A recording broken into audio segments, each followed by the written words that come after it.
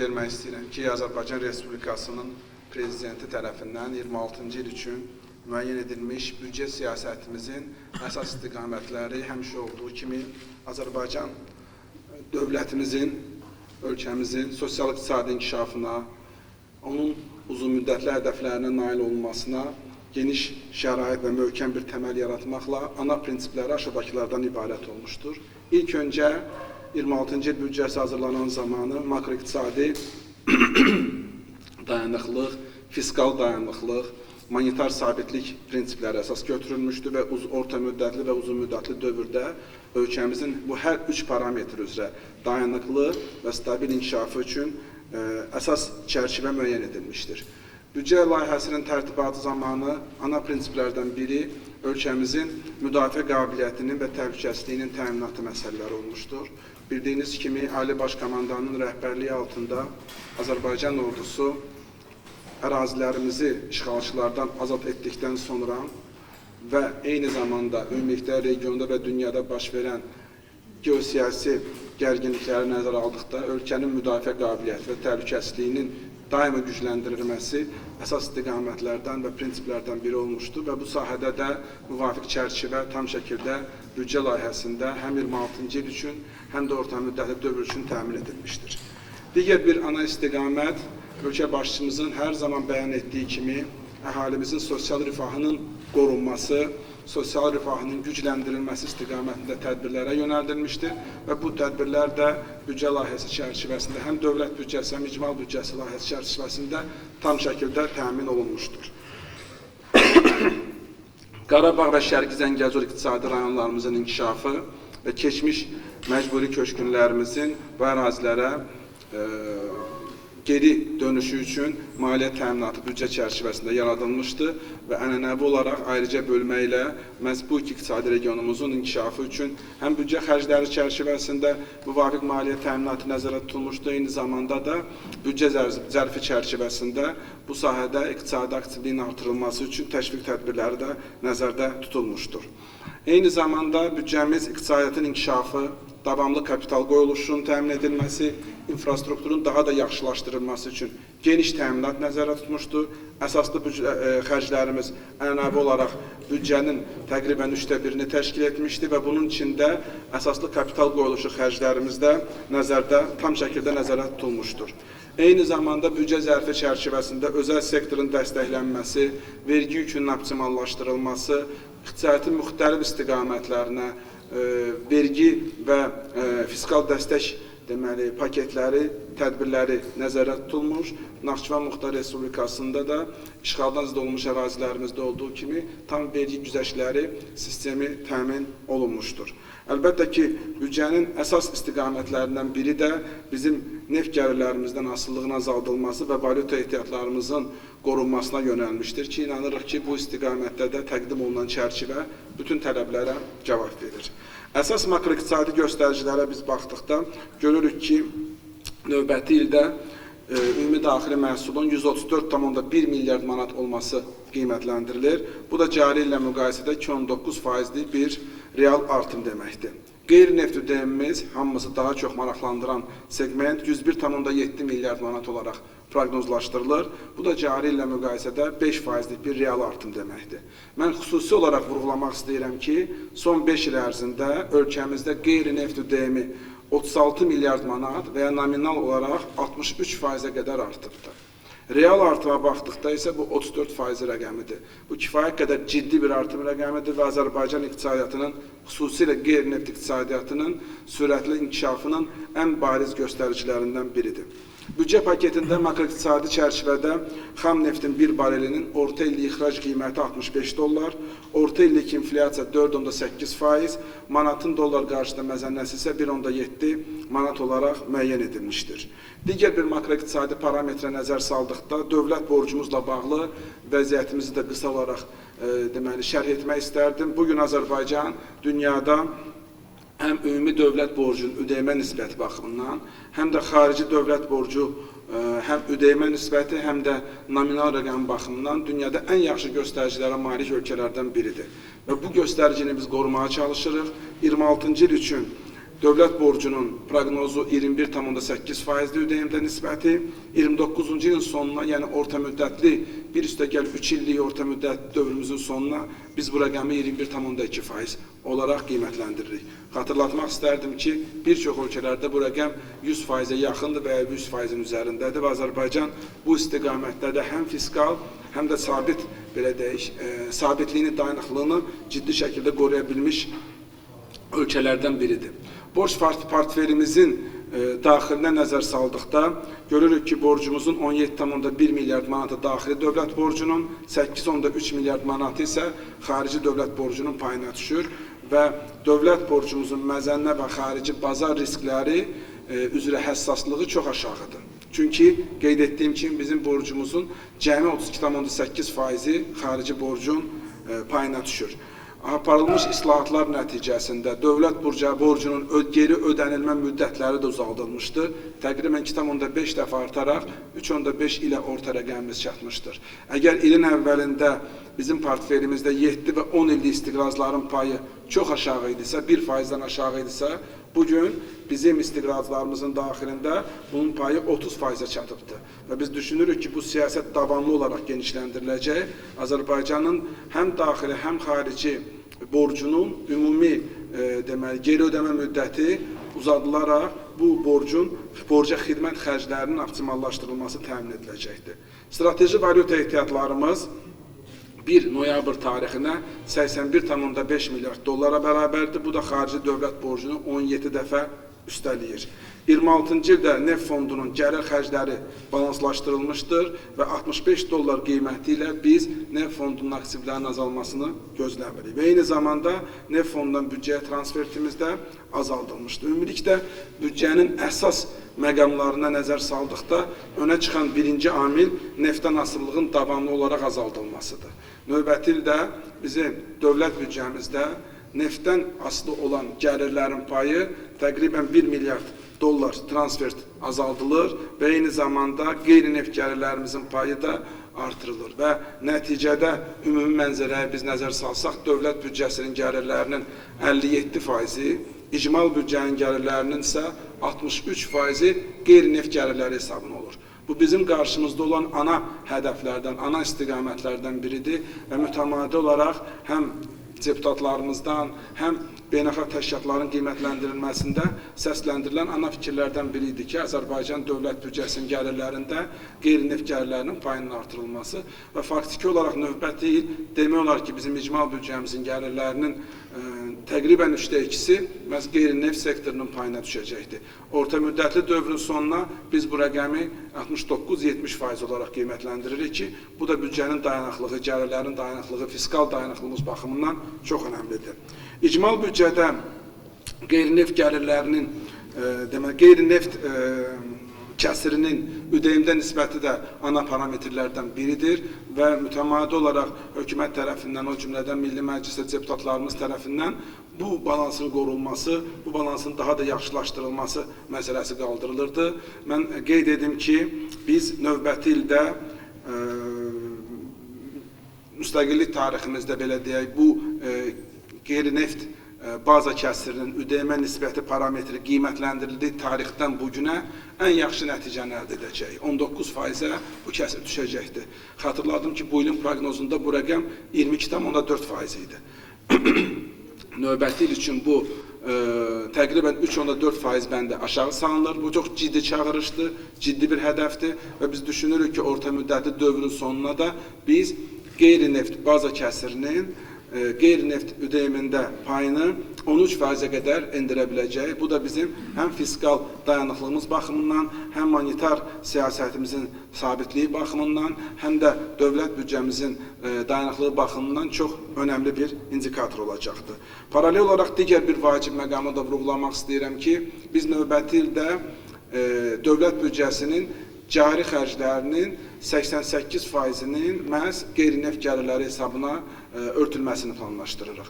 Bu da önəmli bir rəqəmdir. Cari ilin proqnozu ilə müqayisədə bu rəqəm 7% artır və qısa müddət ərzində, yəni 29-cu ilə qədər biz ümumiyyətlə dövlət büdcəsində qeyri-neft gəlirləri hesabına cari xərclərin 100% bağlanmasını hədəfləyirik və düşünürəm ki, bu hədəfimiz üçün də çox ciddi bir addım atılır. Eyni zamanda xərclər bölməsinə baxdıqda qeyd edim ki, uzun müddətli sosial-iqtisadi ehtiyaclarımıza uyğun olaraq xərc parametrlərimiz müəyyən edilibdir. İcmal büdcə xərclərimiz deməli ÜDM-in təqribən 36%-nə, qeyri-neft ÜDM-in isə 48%-nə bərabər olacaqdır. Bu da çox önəmli bir rəqəmdir. Bu bir tərəfdən dövlət büdcəsinin iqtisadiyyata verdiyi töhfənin göstəricisi, digər tərəfdən sosial yönümlü xərclərinin tam maliyyələşdirilməsi üçün təqdim olunan geniş bir çərçivədir. Eyni zamanda vurğulayım ki, Azərbaycan büdcəsi regionda ən investisiya yönümlü büdcədir. Bizim dövlət büdcəmizin təqribən 34%-i investisiya yönümlü xərclərə yönəldilir.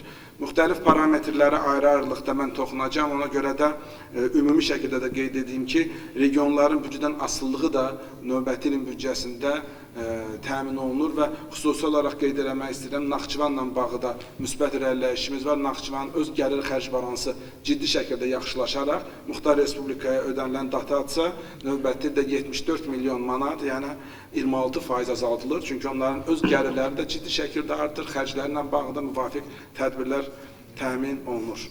Beləliklə, xərclərimizə ümumi nəzər saldıqda, icmal büdcənin xərcləri 48,8 milyard manat, dövlət büdcəsinin xərcləri isə 41,7 milyard manat olaraq proqnozlaşdırılır.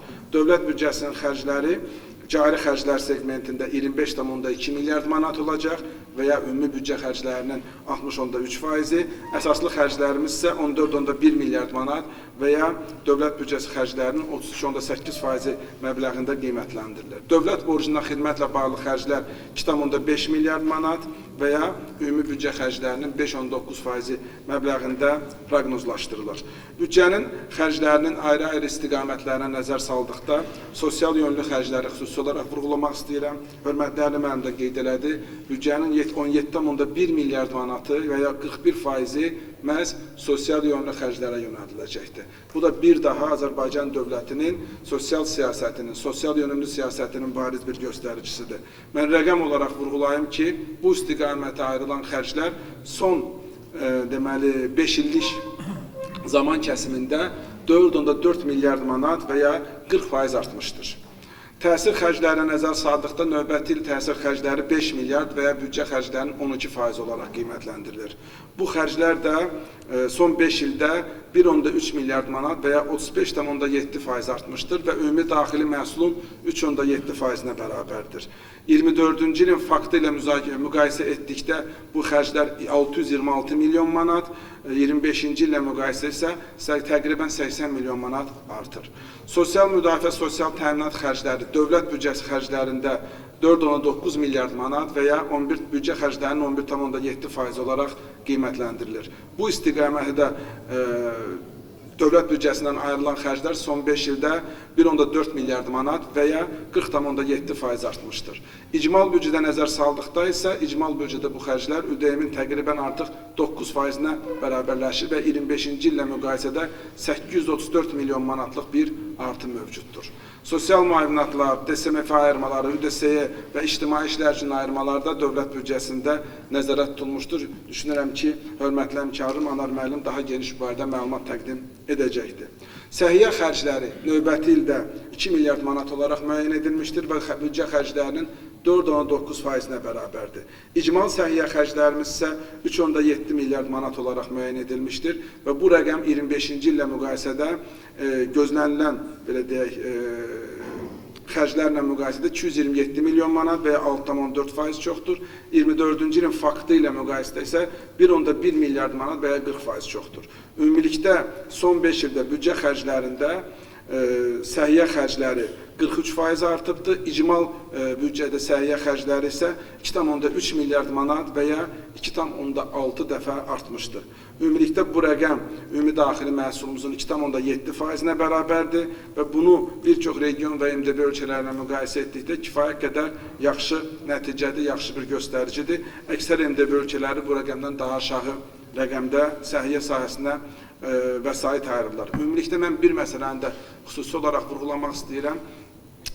Həm sosial müdafiə, həm səhiyyə xərclərinin ümumi dəyərləndirilməsi zamanı çox önəmlidir ki, biz icmal büdcə rəqəmlərinə istinad edək. Çünki həm səhiyyə xərclərinin, həm sosial müdafiə xərclərinin böyük hissəsi məhz icmal büdcədə olur. Nəzərə alsaq ki, bunlar həm də müstəqil fondlarda öz gəlir mənbələrinə malikdirlər. Onların xərclərinin böyük hissəsi məhz icmal büdcə çərçivəsində qarşılanır.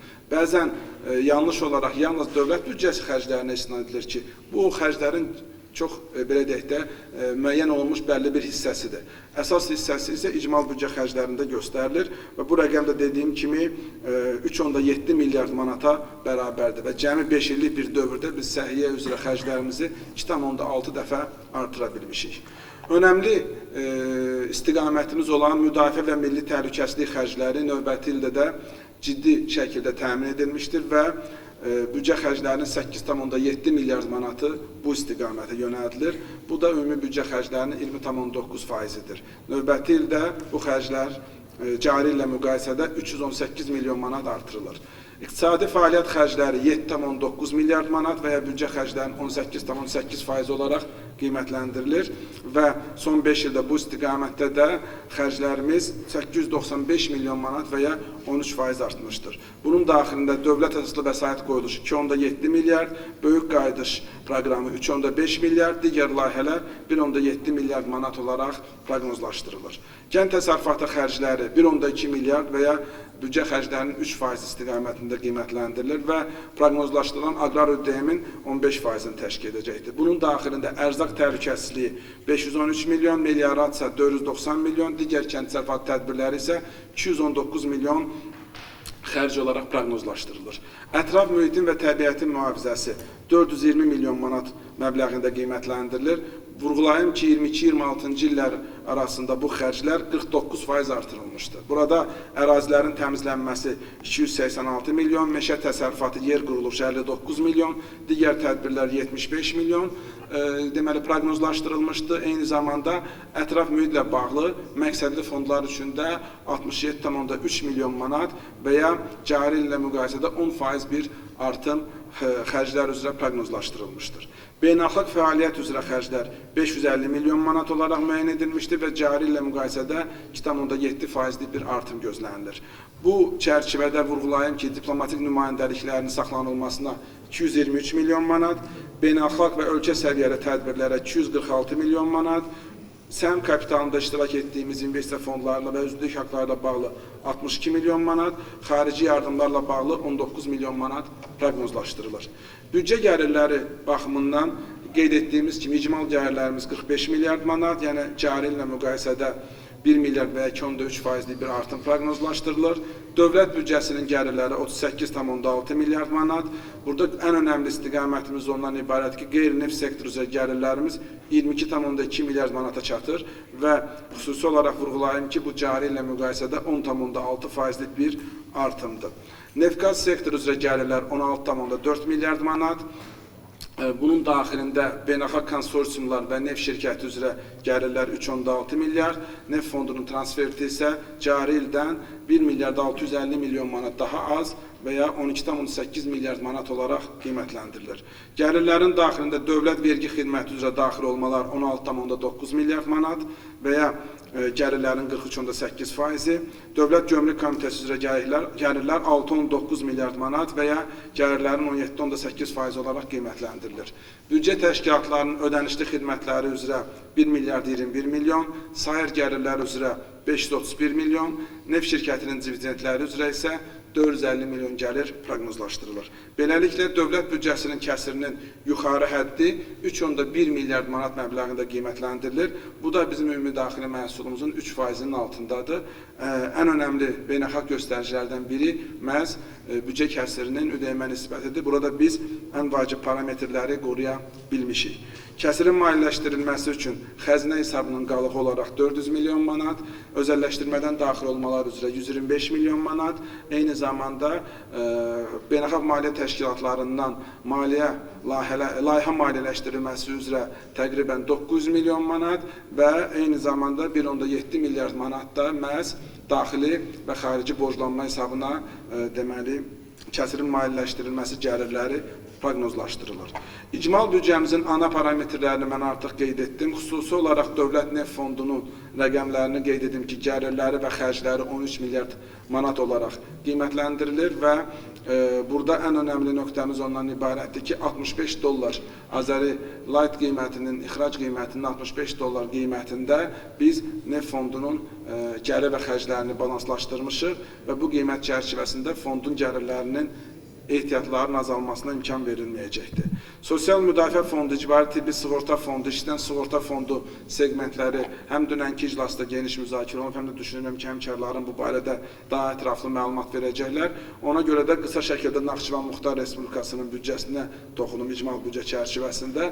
Gəlirlər olaraq 483 milyon, xərclər olaraq da 483 milyon proqnozlaşdırma aparılır və bu çərçivədə bizim görüntümüz ondan ibarətdir ki, dotasiya məbləğimiz cəmi 211 milyon manat olacaqdır. Yəni, cari ilə müqayisədə 26% az, 74 milyon manat isə deməli, bu dotasiya məbləği azaldılacaqdır. Belə ki, Muxtar Respublikanın gəlirləri cari ilə müqayisədə 52 milyon manat və ya 24% artacaqdır. Xərcləri isə 22 milyon manat optimallaşacaqdır. Beləliklə, Naxçıvan Muxtar Respublikasının da həm maliyyə, həm fiskal dayanıqlığı, həm də gəlir sərbəstliyi təmin olunması istiqamətində ciddi bir addım atılacaqdır. Ümumilikdə dövlət maliyyəsinin idarə edilməsi sahəsində institusional islahatlarımız da davam edəcəkdir. Xüsusi olaraq vurğulayım ki, orta müddətli xərclər çərçivəsi və nəticə əsaslı büdcə mexanizmi çərçivəsində bugün biz büdcəmizin funksional bölmələrinin 4-ünü tam şəkildə əhatə etmişik. Orta müddətli dövrdə daha 4-ünün də bu istiqamətə əlavə edilməsi və beləliklə büdcənin əhəmiyyətli hissəsinin məhz nəticə əsaslı büdcə çərçivəsində proqnozlaşdırılaraq orta müddət üzrə hazırlanmasını düşünürük və növbəti dövrlərə də bu istiqamətimiz tam şəkildə davam edəcəkdir. Eyni zamanda büdcə xərclərinin səmərəliliyinin artırılması, ünvanlığının artırılması, effektivliyinin artırılması istiqamətində də işlər davam edəcəkdir.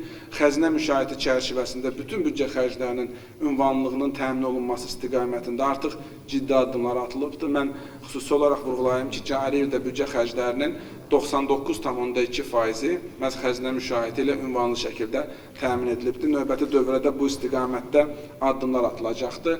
Rəqəmsal dövlət maliyyəsi idarə olunması elektron sisteminin hazırlanması istiqamətində işlər böyük sürətlə davam edir. Həm elektron mühasibatlıq, həm elektron müqavilə, həm elektron yeni xəzinə portalı, eyni zamanda elektron büdcə proqnozlaşdırılması portalının hazırlanması istiqamətində işlər yekun mərhələdədir. Bu zəncirin tam şəkildə formalaşdırılması dövlət maliyyəsinin elektron idarə edilməsinə, insan faktorunun minimum endirilməsi, xərclərin həm səmərəliliyi, həm sürətliyi, effektivliyi baxımından, ünvanlığı baxımından irəliləyiş əldə etməyimizə bizə kömək eləyəcəkdir. Eyni zamanda büdcə xərclərinin optimallaşdırılmasına, real xərclənmə segmentinin tam şəkildə dəyərləndirilməsinə də imkan verəcəkdir. Ümumilikdə hörmətli deputatlarımıza bizim dövlət büdcəmizin və icmal büdcənin 26 və 29-cu ilə qədər orta müddətli çərçivəsi zərf şəklində təqdim olunubdur. Bu zərf çərçivəsində büdcənin həm iqtisadi təsnifatı tam şəkildə müəyyən olunub, həm funksional təsnifatı müəyyən olunubdur. Eyni zamanda qeyd etdiyim 4 sektor üzrə proqram təsnifatı da təmin olunmuşdur. Xüsusi vurğulayım ki, funksional bölmələr üzrə bütün istiqamətlərində biz Azərbaycanın sosial-iqtisadi inkişafının gələcək dövrü üçün, dayanıqlı inkişafı üçün təminatları yaratmışıq və inanırıq ki, bu büdcə ölkəmizin növbəti ildə və orta müddətli dövrdə inkişafı üçün vacib bir sənədə çevriləcəkdir. Mən büdcə zərfinə daxil olan vergi qanunvericiliyinin dəyişiklikləri hal-hazırda bu çıxışında toxunmaq istəmirəm. Əgər suallar olarsa onlara dair də ətraflı məlumat təqdim edərik. Amma biz büdcə zərfi ilə yanaşı təqdim etdiyimiz bu geniş büdcə zərfi paketində həm iqtisadiyyata, həm kiçik orta biznesə, həm nağdsız əməliyyatlara, həm muzlu işləyən şəxslərimizə və bütün digər istiqamətlərə ciddi güzəştlərə təqdim edirik ki, inanırıq ki, bu güzəştlər ölkəmizin həm iqtisadiyyatın inkişafı baxımından, eyni zamanda müxtəlif sektorlarda dinamizmin genişləndirilməsi üçün imkanlar yaradacaqdır. İşğaldan azad olmuş ərazilərimizdə sosial-iqtisadi həyatın sürətlə inkişafı üçün imkanlar yaradacaqdır. Eyni zamanda regionlarımızın inkişafı üçün də ciddi bir təməl rolunu oynayacaqdır. Yekunda bir daha təşəkkürümü bildirirəm və bütün millət vəkillərimizi büdcə zərfinə plenar iclasa çıxarılması üçün səs verməyə dəvət edirəm. Təşəkkür edirəm.